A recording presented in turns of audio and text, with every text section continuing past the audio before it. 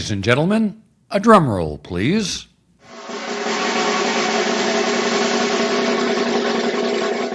Perfect for this edition of the show.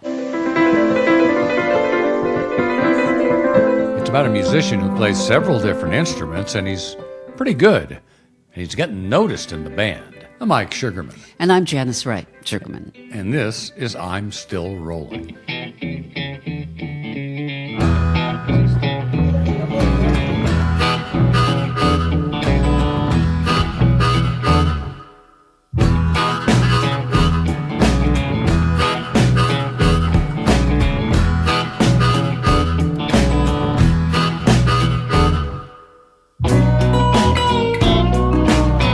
So before we get to this incredible story, let us introduce ourselves. You Yes. are a radio anchor who has spent many years in the business, and you've anchored in the big all-news radio stations in New York and San Francisco. Well, good. You remember my bio. That's always good in a marriage. And you have been in radio and television like forever, since you were like a teenager, I think. 17 I started. Well, you've won a boatload of Emmys for your TV work. So we can stop bragging on ourselves now and move along. That's why we're good at podcasting. That's why we were telling you all that. So you'll know that we have some experience in communicating. But the real reason that we're qualified to do a podcast on disability is that I'm a paraplegic. This followed an operation I had on my aorta back in February of 2022, which was successful. But 2 days later in the ICU, I had a spinal cord stroke, and it left me without movement in my legs and pretty much anything below my waist. And I'm your wife of over 40 years. 43. So now I have some additional duties, shall we say, helping you with things that you can't do on your own. Okay, but I'm getting better. You're getting better every day. That's true. And you've got a great attitude. Well, thank you. I appreciate that. You're welcome. Because if you were a jerk, I mean, I don't know how patient I would be. I'm not all that great as a nurse. You're my rock. Now, back to our story. Well, first, let me tell you a different story. I probably did 10,000 stories in my 50-year career. KPX5's Mike Sugerman shows us how Cal OSHA is cracking down. Mike? Veronica, look at that. It's 104 degrees at 6:06 here in Walnut Creek. Stuff like that. In 2006, I heard about this program that's kind of a school of rock for adults. For us, the adult program at its core has really attracted working professionals. And I decided to do a story about it. I was a fledgling guitarist, but I had some buddies at the TV and radio stations I worked at who were pretty good musicians. That's one of the photographers playing. Anyway, we practiced and played at a nightclub the School of Rock set up. He puts the BS in CBS. Ladies and gentlemen, put your hands together for Mike Sugerman and the Eyewitness Blues Band. We called ourselves the Eyewitness Blues Band. Far in Los Gatos. Added to the haze. We were all news people, and because we worked in the media and got some attention, we played at station functions. We opened, believe it or not, for a speech with Bill Clinton after he was president, and we played with the Doobie Brothers, stuff that was way above our station. I'll make it rain. Gonna make it rain in here. I'm gonna make it rain. We were pretty good, but certainly not where we played and who we played with.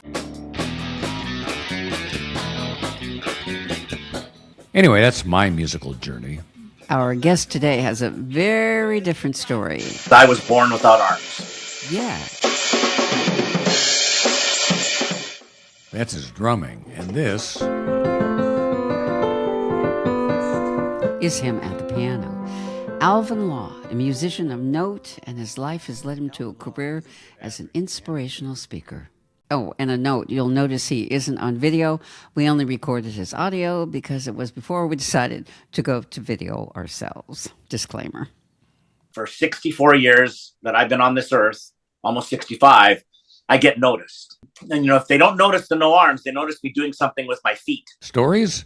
He's got plenty. Like as he drives up to a fast food window. Yes, he drives. They don't see you coming. They see the car coming. You drive up to the window. That'll be $6. Here. Hands money over in his toes. Oh, a guy said to me once, it's funnier if you're in the car behind you. Right. Because all you see is the foot going out the window, a couple of feet grabbing the double-double, and away I go. Feet. That's what people would notice second.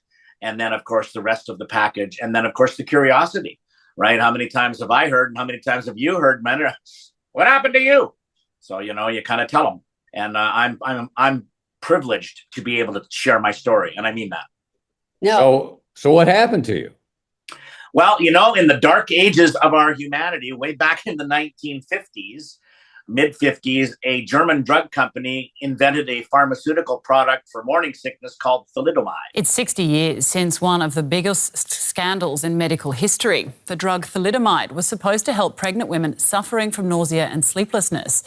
But just one tablet could cause severe malformations in unborn children. Of course, in those days, they didn't test products like we do now in the pharmaceutical industry. So it kind of went past all of the possible dark side in favor of profit. And I'm not anti-profit. I'm an entrepreneur. I have my own company. I've been a speaker for a long time. But I am very much in favor of safety. And of course, the idea that it was unsafe didn't occur to anybody because it was really helpful for the people who were taking it, the mothers in this case. I was planning my own funeral, but this drug gave me my life back. Certain cancers, instead of being rapidly fatal, will become more treatable. It is a wonder drug. It's really the gift of life for some patients, and there really is no greater gift than that. The science of it was very simple. The drug caused an imbalance inside the woman's body, and body parts didn't grow to their full stage. So the typical signature that we would see, kind of a picture that people might be familiar would be missing limbs.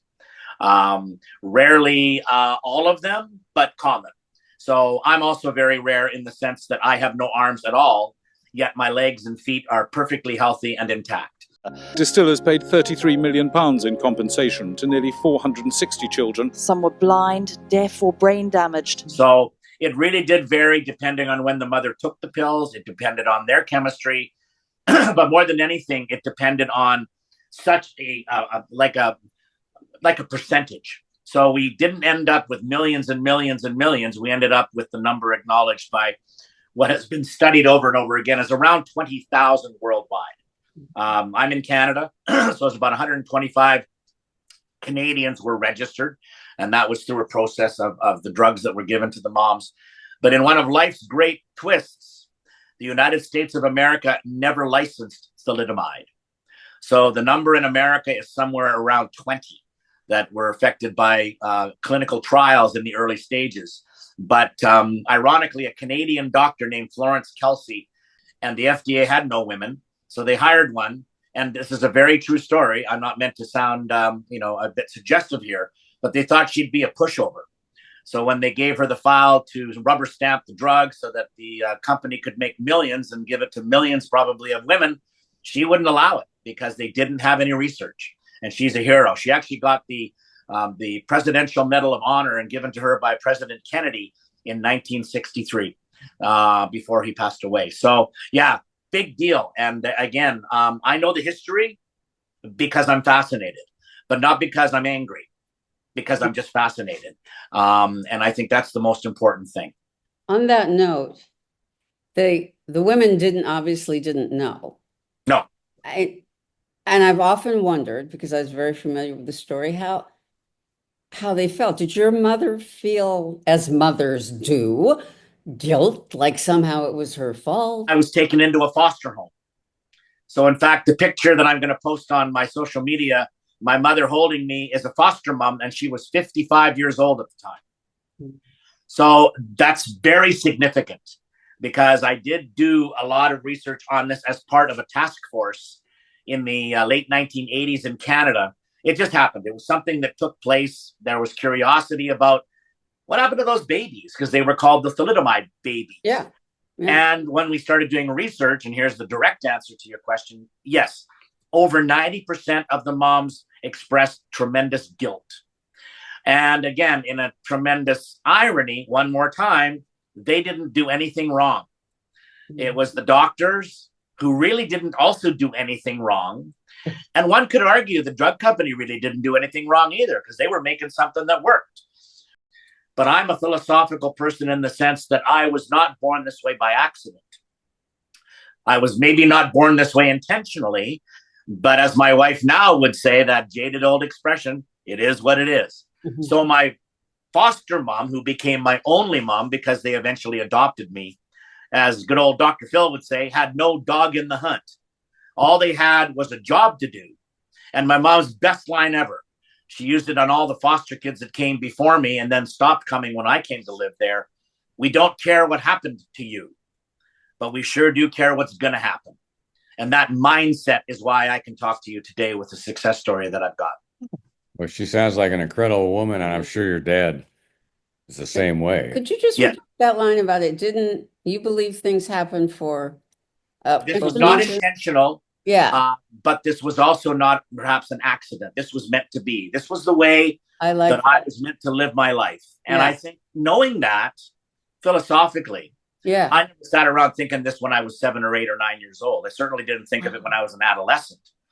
But as my life progressed, it occurred to me, I mean, I'm going to be really blunt. The biggest thing I overcame was the ignorance of 1960. Right? I mean, we know a lot now. I mean, you sure have been through a journey, okay? But before you ended up in that chair, brother, did you know anything about disability? No. There you go. So why would anybody know? And I think that was the true gift of Hilda Law, was her name. I like to joke in my presentations, Mom had no sense of what to do. Okay, she'd never taken care of a special needs child. She couldn't exactly Google no arms, you know. Siri, what do we do? Is there like a YouTube video for that? I mean, can you imagine? Just flying by the seat of her pants, so to speak. But Mom was what I would call, not to get all deep and weird, but I would call my mom an intuitive. She saw something that nobody else could see. And that was indeed positive potential. I had to make my bed every morning before school. I had to pick up my toys every night before bed. I had to vacuum the carpet 3 times a week because Mother expected neatness. I met my birth mother in 1993. I met her because of my current wife. I've had 2 of those as well. I had a practice round that was only 18 months long that produced a son that's going to be 40 years old in August. Oh. And then I met my current wife in 1991, and we've been together ever since.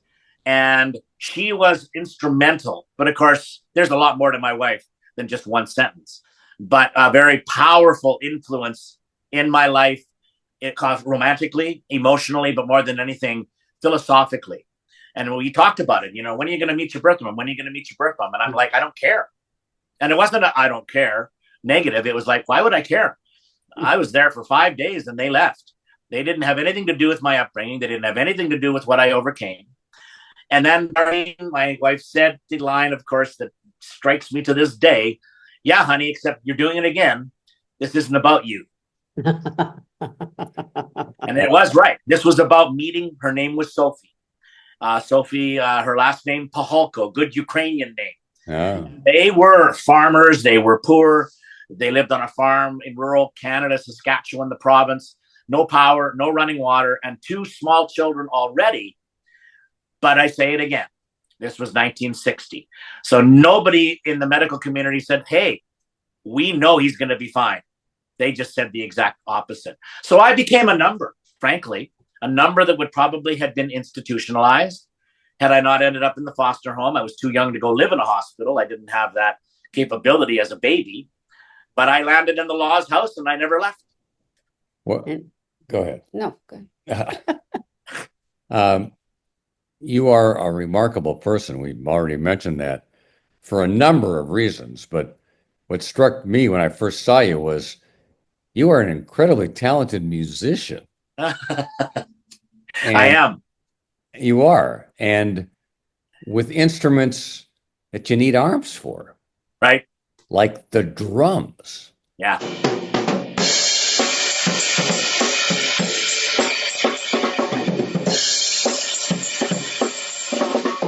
But I'll tell you, and you know what? This is the most powerful story that I believe I own. I own a lot of them, but I think this was the story that transformed my life trajectory. I wanted to be a musician because when I was a kid, practicality, right? I couldn't play sports. I mean, I use this joke. It's a million years old about how, I can play soccer. And it's actually called football, if we want to be very correct here. Anyway, I could play soccer. I never got the penalty for, touching the ball with my hands. Ha, ha, ha. It was another part of my life development that was huge, was sense of humor. But also being smart enough to know, I guess I'm probably never going to play in the National Hockey League playoffs. I'm never going to hold the Stanley Cup above my head. Mm-hmm. I'm never going to play football. I'm never going to play basketball. I'm never really going to play soccer or football. So what did I do? I wanted to play music. So what does every kid and their mom do when they want to play music? They go to try to get piano lessons. And there was so many different reactions that were real, of course, but almost predictable looking backwards. Best piano teacher in town was a compassionate human being, but she was also practical. And again, for the purposes of audio, I have what my wife would describe as beautiful feet. I do manicures or pedicures, I guess. I take care of them, but I have short toes. There's a picture. Mm-hmm. I have short toes. I mean, they're not ugly short. They're just short. So the first time I tried to play the piano, the lady said, "You're never going to do this." And, Alvin, this isn't meant to hurt your feelings, and this is so powerful. I can vividly remember it. She wasn't trying to be mean, but she said, "Your mom and dad are dreaming of you to be like everybody else. When, sweetheart, you will never be like everybody else. And at 10 years old, you take that the wrong way. At 64 years old, I embrace that." Right? I love not being like everybody else, because why would I want to be like everybody else? There's too many everybody else's. I want to be not special per se, but I want to make a mark on society that has to do with my profession, but more than anything to do with why I believe I was put on this earth. Was there ever a sentence constructed that should be turfed from the English language, or any language for that matter? There's nothing I can do. Do you know, that is just an attitude choice. There's always something you can do. The great story of my life, a band director that had come to Yorkton, Saskatchewan from the United States, and he had this wonderful attitude. But he reminded me of a tough coach, okay, as I got to know him. But he phones my mom one day to say that I've instituted a 5th grade policy for music aptitude tests, and your son Alvin got 96%. So I'm calling you, Mrs. Law, to wonder if you give me permission to invite your son to join the school band. And of course, mom is like, wow, first of all, that's a really good mark. But second of all, did you have an instrument in mind? And of course, the band director goes, you know what? I don't normally do this, but why don't we give him a little bit of a privilege here? With that kind of talent, why don't you just bring him to school? He can pick any instrument he wants. So then mom, of course, hits him with the obvious. You're new to town, right? So obviously you've not met Alvin.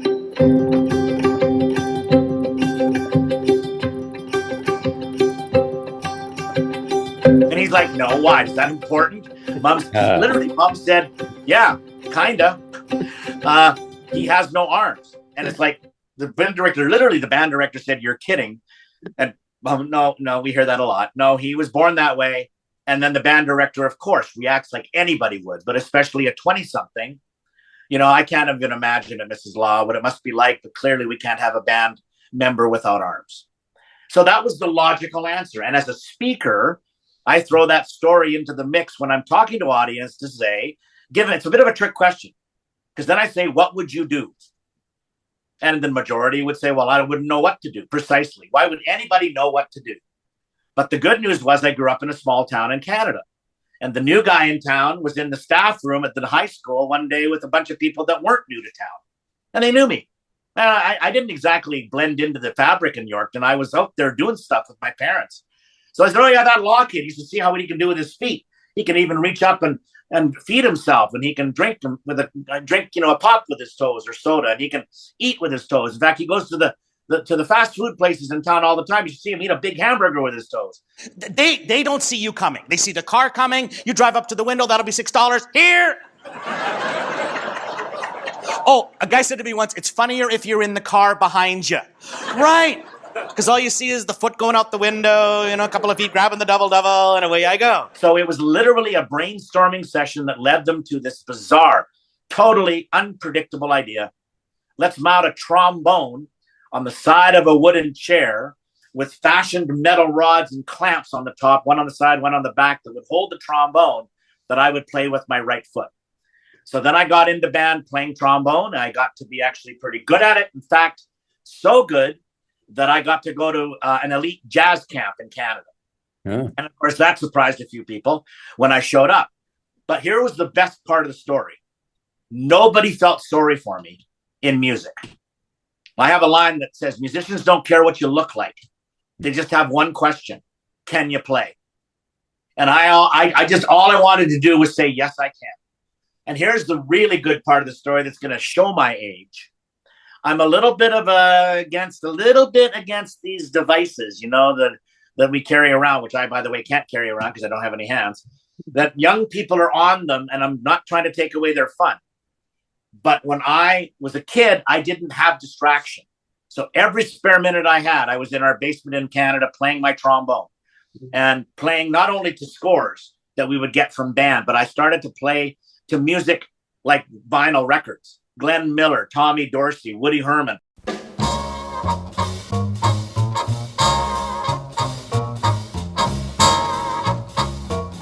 I started playing hard jazz. And as a consequence, I became really, really good at it. So I go to this jazz camp and they go, yeah, okay, let's watch you play. And then their minds are like blown. And one thing led to another. And I ended up at a jam session and we were fooling around. And I went over and put a pair of drumsticks between my toes and started banging on the drums. And everybody's minds were blown again, saying, where'd you learn to do that? I said, that's the first time I've ever done that.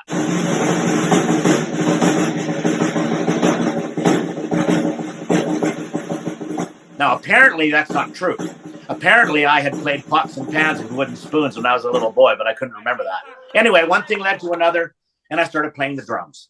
So the drums are the one thing that I still play to this day.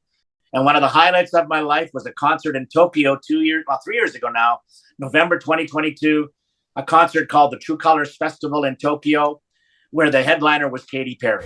We flew to Tokyo.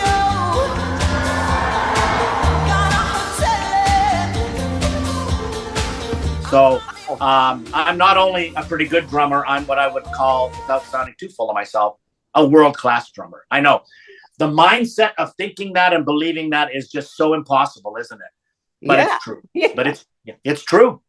And I was one of those passionate musicians. But here was where the rubber hits the road, to use a bad cliche. I never did it for a living. I could have the ability, but the world wasn't ready for an armless drummer. I mean, we all talk about the Def Leppard drummer that lost his arm in the motorcycle accident, right? From the band Def Leppard.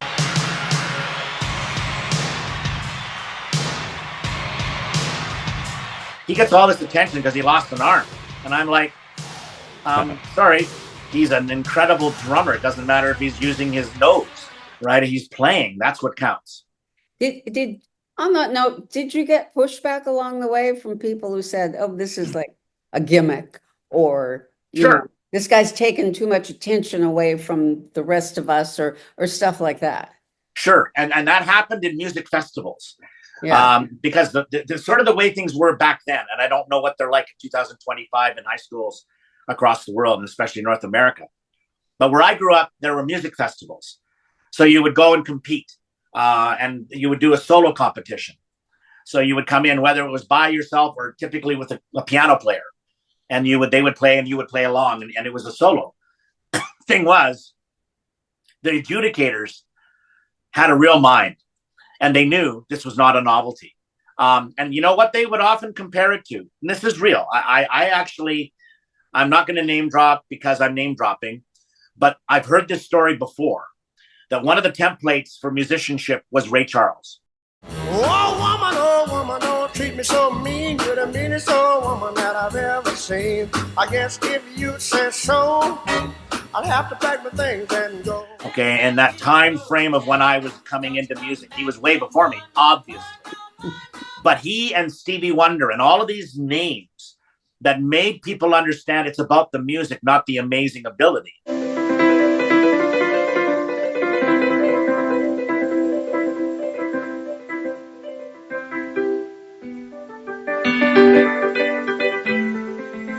I always wanted to be a performer. And I think that probably started at a very early age because I was very precocious. But more than anything, I was not embarrassed. That to me was the key. I've only, again, back to the adolescence, that's too easy. But I've never been embarrassed. But it took me a while. It took me till I met my wife in 1991, for example, to be comfortable enough to take off my shirt in a public swimming pool or on a beach. Because, it's not, by the way, it's not because I'm disfigured. It's just because I'm imperfect. And if you go to the beach, you see a lot of, especially men. And I bet you have an idea on this one too, brother. The body perfect and what that's supposed to represent. Well, I like to say when I met my wife, who was, again, the second lady in my life that changed my life, my wife since 1993, she's a stunningly beautiful woman. And I'm just going to say that. So when I met her, I couldn't keep my eyes off her. So I know why I was attracted to her. Little did I know we'd get married. What I never understood is why she'd be attracted to me. And her line, not my line, her line, well, it sure wasn't the biceps, honey. Well, I have an exceedingly beautiful wife as well. And I see that. Nobody else can see it. It's also not my biceps, I'm sure. Oh, your biceps are getting pretty good though from pushing that. So what do you do for a living? I'm a professional speaker. My wife and I were in an antique store one day. We're cruising around. She's on one side of the store. I'm on the other. These old guys are following me around, and they're looking at me because every time I look at them, they pretend to be looking at something else. I came around a corner. There was a pair of mannequin arms on a bookshelf. So I grab one under my chin because that's how I carry stuff, right? I shouted across the store, "Darlene, I may have found them." So tell us about that. I mean, you've told us, you've said so much that I'm sure you use in your inspirational speeches, right? I think there's a funny little line I use, and it's meant to be humorous, but it's very real. People always say, "When do you start speaking?" I say, "When I was 3 years old." And they go, don't be a smart butt." No, really. Was I a speaker then? No. But I would be advocating for myself. So when people would come up to my mom, strangers, because in our little town, 10,000 people is not little, but it's not Manhattan, right? Little tiny town, everybody knew me. So when a stranger came, they would obviously ask, "What happened to your little boy?" And my mom started saying, and I vividly remember it, "Ask him, he's not stupid." Because there was a connotation back then, if you had a physical challenge, you also had a mental challenge. Remember, that's how long ago this was and how little we knew. So I started having a voice of my own. And of course, that made me charming. And people would go, "Oh, look at that cute kid. Thank you very much." Because it felt so much better than "You freak." But I became a speaker because I had an opportunity that 1981 represented when the International Year of Disabled Persons was declared by the United Nations. My first career was actually radio. I was a radio broadcaster. I actually went to college for it. I graduated in 1980. I got a job in Canadian rock and roll radio, playing vinyl records and making audio documentaries on reel-to-reel audio tapes, using a razor blade between my toes to do the edits. Oh, come on. Yeah. I can hardly do that. That was one of my true skills. I was really good at documentaries. And as a consequence, I could use my music knowledge, my love for music. But of course, I was a product of the 70s, right? And I'm not apologizing for that or not trying to make a big deal out of it. But that's when in my opinion, me and music just fell in love with each other. So, I was fascinated by the stories of what made the Beatles, what made the Rolling Stones, what made Led Zeppelin and Black Sabbath and all these bands. And I had to do that as part of my job. So let's hear it. Let's hear it. This is Alvin Law, CWJ in Regina. You even pronounced it right. Yeah, I get lucky with capitals. I want to hear you. Give me a time check. 1980, my station was called FM 92, the Rock of Regina. There you go. And I like to joke along too that I even had the hair that went with it. The Led Zeppelin hair or the Queen hair. The big hair. I had big hair, and with no shoulders, it made me look like a Pez dispenser. Get your audience to imagine that right now. Tell us some of the messages that you try to convey in your speeches. Well, I'll give you an example that's very, very current. And I'm glad you asked me that, all right? Because I still speak at schools, but primarily my biggest audiences now are corporate, as we would call it. So adults. Now, events have been on a slow recovery since COVID, so we haven't had big events very long. But, I'll give you one of my favorite examples. I'm going to change stories here for just a second. One of my favorite examples of New York, since you guys are in Brooklyn. I was invited to be the opening speaker for a huge event called Intercoiffiere. It's a French word for hair. And it's an international convention for hair designers in New York, in Manhattan, at the Hilton, in front of 3,000 hairstylists from all over the world. All right? 3,000 hairstylists. I want you to think about the personality types that were in that room. Probably a little bit like the Met Gala we've been all talking about. Yes. All that stuff, right?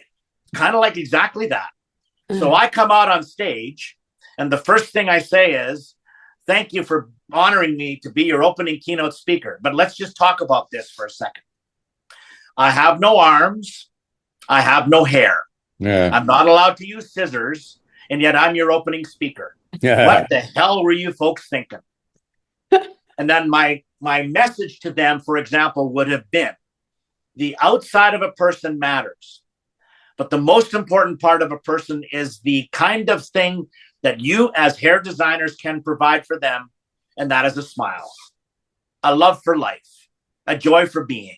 But more than anything, I would hope that behind that chair, you are also becoming almost like a counselor, where you can listen to people's problems, you can share some stories to help them feel better. But more than anything, you are in a position, ladies and gentlemen, to change somebody's life, whether it's shallow or not. I'm not here to judge. I'm just saying, how many people get to find a job where they can make an impression on someone that lasts sometimes for an entire career? So that would be a gist of a message. The student messages would be very, very different, because I'm dealing with teenagers who are going through their own troubles. So just this past week, I was in Edmonton, Canada, speaking at a private school where all 275 students in high school had emotional challenges. They also had all the code words, the code names and labels, the ADHDs and the OCDs and all those Ds. Them, I acknowledge they're real, but let's acknowledge something else. What does acknowledging that they're real help a person deal with when they're having emotional struggles, when they're having turmoil, when they're considering suicide? And I walk into a building and say, look how lovely life can be. And the kids just sit there in awe. And of course, when I play the drums. But more than anything, they find a confidant, somebody who understands them. But here's the big thing. They're already in a school. That's why they're there. And they're at a private school. They couldn't fit into regular high schools. So that would be another extreme of an example. But generally speaking, what my message is to everybody, take another look at us as people, take another look at the world and as people, our authentic selves. But more than anything, we're all up against something. We're all up against something, and we can all overcome those things. But here is the most important thing. We should never, ever have to do it alone.